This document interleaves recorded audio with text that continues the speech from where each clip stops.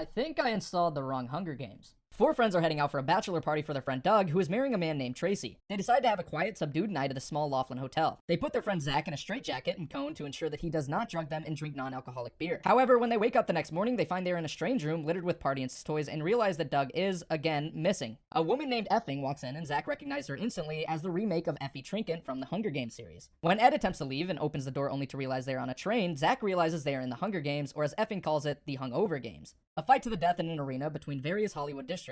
The three watch a video on Zach's phone and realize that Doug and the trio volunteered as tribute the previous night in their drunken state. The three realize they will have to fight in the games to find Doug and get him back to his wedding in time.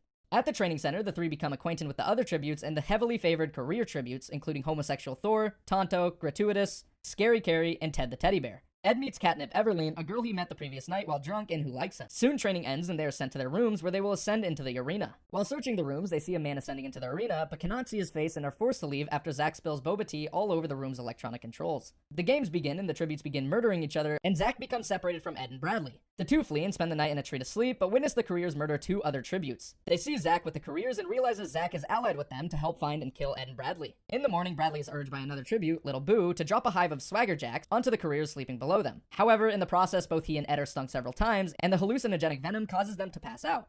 They awaken and find Zach has nursed them back to health, and they go search for Doug again. Zach reveals that the reason they are in the Hungover Games is because the previous night he plugged in air fresheners that were midnight berry scented. He also reveals that the air fresheners may cause transportation to the futuristic dystopia. Enraged, Ed and Bradley leave Zach, and he is later seduced by a female avatar. He is ambushed by the careers, but is saved by Catnip and Boo, who kill Gratuitous, though the female avatar is also murdered. Meanwhile, Ed and Bradley decide to reunite with Zach after a rule change that states that four men who share a bromance can all win together. Ed and Bradley find Zach, Catnip, and Boo, and remember that Boo may know where Doug is. Before she can say, she is killed by Thor, who is murdered by Ed in retaliation. After a short funeral for Boo, Catnip decides to leave on her own to kill Tonto. The three decide to head back to the cornucopia after an announcement that something everyone is looking for is located there. Assuming it is Doug, the three rush to the cornucopia but are attacked by Carrie and Ed. Zach murders Carrie in a rage, and Catnip returns to save Ed from Ted. She reveals she was mortally wounded in her fight with Tonto and dies with Ed beside her. The three realize that their prize at the cornucopia is a cell phone, not Doug. They realize that they will never find him and call Tracy to inform him of the situation. But after a short conversation with Zach, Ed realizes where Doug is and stops Bradley from making the call. Ed explains that Doug's tube never came up because Zach's boba tea short-circuited the tube that sends up tributes.